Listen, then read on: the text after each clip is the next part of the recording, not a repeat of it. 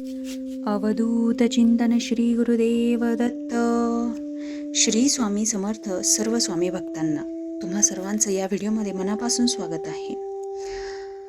तर लग्न जमत नाही हा मोठा आणि या अलीकडच्या काळामधला खूप गंभीर विषय आहे मुलांसाठी आणि मुलींसाठी. आता लग्न जमत नाही आहे, सततचे अडथळे लग्नामध्ये तयार होत आहेत. कुंडली जमत नाही. आता भरपूर जणांमध्ये हा जो अडथळा आहे तो कॉमन आहे. त्यानंतर दोष आहे, काही वास्तुदोष आहे, पितृदोष आहेत.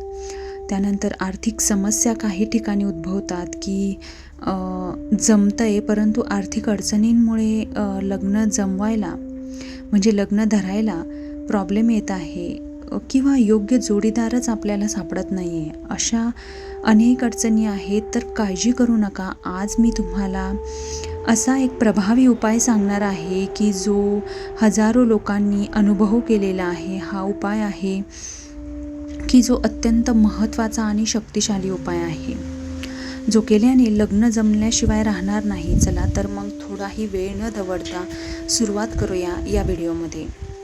श्री स्वामी समर्थ. जय जय स्वामी समर्थ. स्वामी महाराजांचं नाव घेतल्याशिवाय व्हिडिओ सुरुवात करावी असं होणारच नाही. कारण आपल्या सर्वांचा कर्ता करविता हा ब्रह्मांड नायक आहे की ज्याने अनेकांच्या समस्या सोडवलेल्या आहेत, अनेकांना मार्ग दाखवलेले आहेत. तर सर्वात महत्त्वाचं म्हणजे लग्न जमत नाही आहे, हे लग्नामध्ये अडथळे येत आहेत.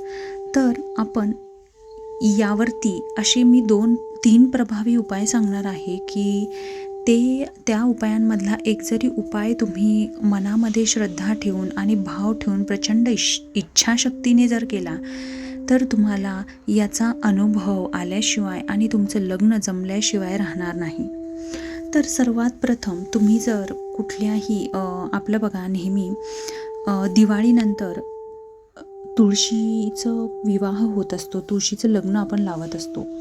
तर तुळशीचं लग्न लावणं हे खूप महत्त्वाचं असतं. काही ठिकाणी तुळशी विवाह करत नाही, परंतु तुळशी विवाह केल्याने आपल्या घरातील पुढच्या विवाहांसाठीचे जे कार्य असतात ते मोकळे होऊन जातात. तुळशी माता ही लक्ष्मीचं रूप असतं. तिचा विवाह म्हणजे भाग्य उघडण्याचा मार्ग असतो बघा. त्यामुळे तुम्हाला आता दिवाळीचा पिरियड तर नाही आहे, परंतु तुम्ही जर करत नसाल तर नक्की दिवाळीच्या वेळेला तुळशीला योग्य पद्धतीने विवाह संपन्न करा. आता दररोज तुम्हाला तुळशीला जल अर्पण करायचं आहे. 108 वेळा तुम्हाला मंत्र म्हणायचा आहे. ओम तुलसीये नमः, ओम तुलसीये नमः. 108 वेळा तुम्हाला तुळशीसमोर दिवा लावून गुरुवारी आणि कार्तिक महिन्यामध्ये जर केलं तर त्याचा विशेष प्रभाव तुम्हाला नक्की जाणवेल. तुळशीला हळदी कुंकू नेहमी लावत चला. ज्या मुलींचं लग्न जमत नाही त्यांनी तुळशीला हळदी कुंकू दररोज लावायचं आहे. आणि ज्या मुलांचं लग्न जमत नाही त्यांनी तुळशीला पाणी घालून हा जो मंत्र मी तुम्हाला सांगितला आहे त्याचं जप तुम्हाला करायचा आहे. म्हणजे तुळशीचा आपण जो म्हणतो ना की दररोज पूजेमध्ये तुळशीला पूजलंच गेलं पाहिजे आणि संपूर्ण इच्छाशक्तीने करायचं आहे. तुम्ही जर तुमच्या आईवडिलांबरोबर हा उपाय केला तर त्याचं फळ जे आहे हे अधिक फलदायी असतं. श्रद्धा आणि विश्वास ठेवून करण्यासाठी ह्या गोष्टी आहेत. त्यामुळे तुम्ही सतत 11 दिवस हा उपाय करून बघा. तुम्हाला परिणाम दिसल्याशिवाय किंवा सुरुवात तरी होईल कमीत कमी, हे तुम्हाला नक्की जाणवेल. त्यानंतर पुढचा जो उपाय आहे हा तांदळाचा उपाय आहे. तुमच्या घरामध्ये जे तांदूळ आहेत ते वाटी भरून तांदूळ घ्यायचे आहेत. तांदूळ हे शुद्धतेचं प्रतीक असतं. पांढरा जो रंग तांदळाचा असतो तो शांततेचं प्रतीक असतं. त्यामुळे शांततेत आणि शुद्ध भावनेने आपली जी विनंती आहे ती स्वामी महाराजांपुढे आपण ठेवायची आहे. आता तुम्हाला काय करायचं आहे, ते तांदूळ जे घेतलेले आहेत ते हळदीने तुम्हाला पिवळे करायचे आहेत थोडंसं पाणी टाकून आणि उन्हामध्ये वाळत घालायचं आहे. जेव्हा ते तांदूळ पूर्णपणे वाळले जातील तेव्हा तुम्हाला 21 गणपतींवरती हे तांदूळ अर्पण करायचे आहेत. आता 21 गणपती म्हणजे कुठले? तुमच्या घरातल्या गणपतीपासून तुम्हाला सुरुवात करायची आहे. 21 गणपती म्हणजे तुमच्या गावातले जे काही गणपतीचे मंदिर आहे तिथे जाऊन तुम्हाला गणपतीवरती हे तांदूळ अर्पण करायचे आहे. त्या गणपतीवरती हे पिवळे तांदूळ म्हणजे दुसरं तिसरं काही नाही आहे, तर लग्नामध्ये आपण ज्या अक्षदा वाटतो त्याच आहेत. आणि त्या तुम्हाला गणपतीवरती टाकून तुम्हाला गणपती महाराजांना अशी विनंती करायची आहे की हे जसे तांदूळ मी तुझ्यावरती टाकले आहेत तसेच तांदूळ माझ्यावरती पडू देत आणि माझं लग्न जमू दे. हाच तुम्हाला जो काही उपाय आहे तो करायचा आहे.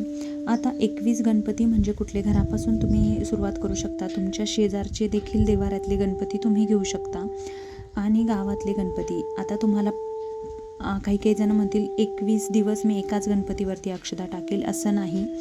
एका दिवसात तुम्हाला 21 गणपतींवरती अक्षदा टाकायच्या आहेत. मी तुम्हाला पुन्हा एकदा सांगते, 21 दिवसात एकच गणपती असं नाही, तर एका दिवसात 21 गणपतींवरती तुम्हाला अक्षदा टाकून तुम्हाला ही प्रार्थना करायची आहे की हे गणपती महाराजा, जसे ह्या अक्षदा तुझ्यावरती पडलेल्या आहेत तशाच अक्षदा माझ्यावरती पडू दे आणि माझं लवकर लग्न जमू दे. ही विनंती तुम्हाला गणपतीला करायची आहे. त्यामुळे तुम्हाला तुमच्या मनामध्ये विवाहाचा संकल्प तयार होतो आणि शांततापूर्ण तुम्हाला ही पूजा करायची आहे. यानंतर तुम्हाला सकारात्मक बदल नक्की अनुभवायला मिळेल. अचानक चांगले प्रस्ताव तुम्हाला यायला लागेल. नकारात्मक ज्या गोष्टी आहेत किंवा ज्या तुमच्या विवाह जमण्यामध्ये अडथळा तयार करतायत त्या दूर होतील. लग्न लवकर जुळेल आणि योग तयार होईल. ही तुम्हाला माझ्याकडून एक विनंती आहे. जर लग्न जमत नसेल तर हा उपाय नक्की आणि नक्की करून बघा. त्यानंतर पुढचा उपाय आहे की दुर्गा सप्तशती पारायण. 14 वेळेला एका दुर्गा सप्तशतीमध्ये 13 अध्याय आहेत. असे 14 पारायणं तुम्हाला दुर्गा सप्तशतीचे करायचे आहेत. सकाळी लवकर उठून जरी तुम्ही केल्या आणि माता लक्ष्मीला लाल फूल अर्पण करून देवीला नैवेद्य दाखवून आणि संपूर्ण श्रद्धेने प्रचंड हे बघा, मी काय तुम्हाला कुठली भोंदूगिरी किंवा असं काही सांगणार नाही. फक्त तुम्हाला प्रचंड इच्छाशक्ती मनात ठेवून फक्त आणि फक्त महाराजांसमोर बसायचं आहे आणि तुम्हाला ह्या सर्व सेवा करायच्या आहे. महाराजांवरती विश्वास ठेवायचा आहे. आता दुर्गा सप्तशतीचे जे पाठ आहेत ते अत्यंत प्रभावी आहे. आमच्याकडे लग्न जमलं म्हणजे माझ्या घरात तरी लग्न जमलं तरीही दुर्गा सप्तशतीचा सामूहिक पाठ करतात. त्यामुळे अत्यंत प्रभावी आहे आणि तो जर केला तर तुम्हाला नक्कीच त्याचे प्रभाव जाणवल्याशिवाय राहणार नाही.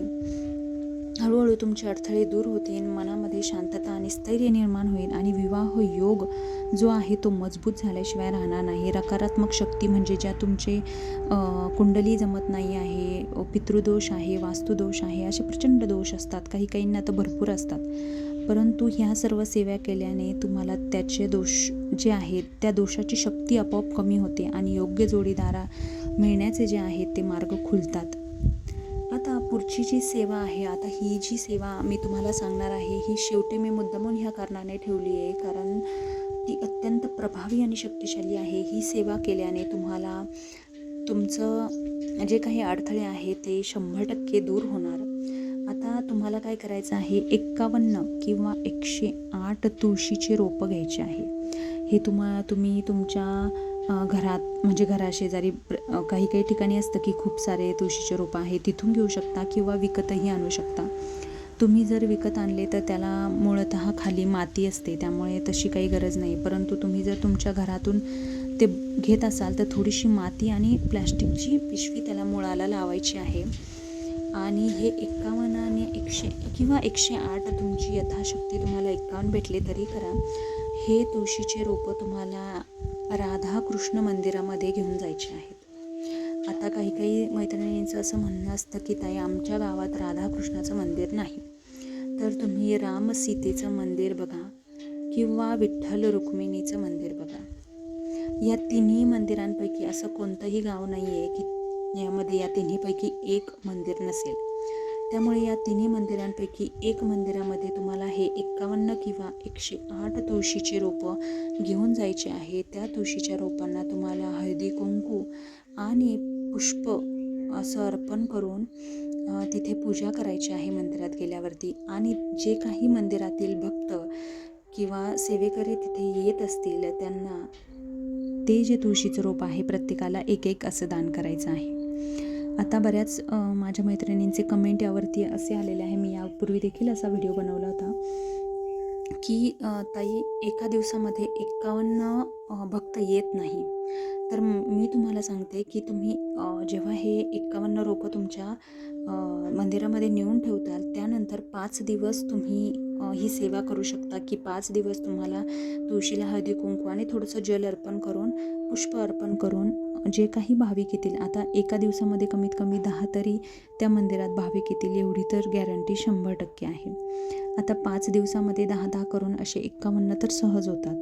त्यामुळे असे 51 तुळशीचे रोपं तुम्हाला दान करायचे आहे आणि ते दान करताना तुम्हाला तुमच्या अंतःकरणातून त्या मंदिरामध्ये समजा तुम्ही सीता माताच्या म्हणजे राम आणि सीतेच्या मंदिरात तुम्ही गेला असाल किंवा राधाकृष्णाच्या मंदिरात तुम्ही गेला असेल तर तिथे त्या देवाला मनापासून प्रार्थना करायची आहे की तुम्ही कशासाठी हे दान करत आहात किंवा कशासाठी 51 तुळशीची रोपं आणलेली आहेत असं तुम्हाला थोडक्यात सांगायचं असं आहे की हे किंवा तिथे स्वामी महाराजांच्या देखील तुम्ही केंद्रात गेले तरीही चालेल. स्वामी महाराजा की माझ्या लग्नामध्ये जे काही अडथळे आहेत ते हळूहळू तू दूर कर आणि माझ्या लग्नाचा योग लवकर जुळून आण अशी मनोकामना तुम्ही स्वामी महाराजांच्या पुढे अर्पण करायची आहे. त्यातून सगळे अडथळे दूर होतात, मनोकामना पूर्ण होतात आणि कुटुंबात आनंद येतोच अशी स्वामी महाराजांची किंवा कुठल्याही देवाची कृपा आपल्याला मिळते. फक्त तुम्ही सातत्य त्या 5 दिवसामध्ये तेवढे जे काही तुळशीचे रोपं आहेत ते दान केल्याशिवाय राहू नका. तुम्हाला नक्की या गोष्टीचा फायदा झाल्याशिवाय राहणार नाही हे मी तुम्हाला आवर्जून सांगते. या उपायांपैकी एक जरी उपाय तुम्ही मनापासून केला तर तुमचं लग्न जमल्याशिवाय राहणार नाही. हा व्हिडिओ तुम्हाला थोडा जरी महत्त्वपूर्ण वाटला असेल तर या व्हिडिओला लाईक, शेअर आणि सबस्क्राईब नक्की करा. कमेंटमध्ये श्री स्वामी समर्थ, जय जय स्वामी समर्थ लिहायला विसरू नका. झालेली छोटीशी सेवा ही स्वामी महाराजांच्या चरणी अर्पण करते. तोपर्यंत श्री स्वामी समर्थ, जय जय स्वामी समर्थ. सेवा करा आणि सेवेकरी व्हा. धन्यवाद.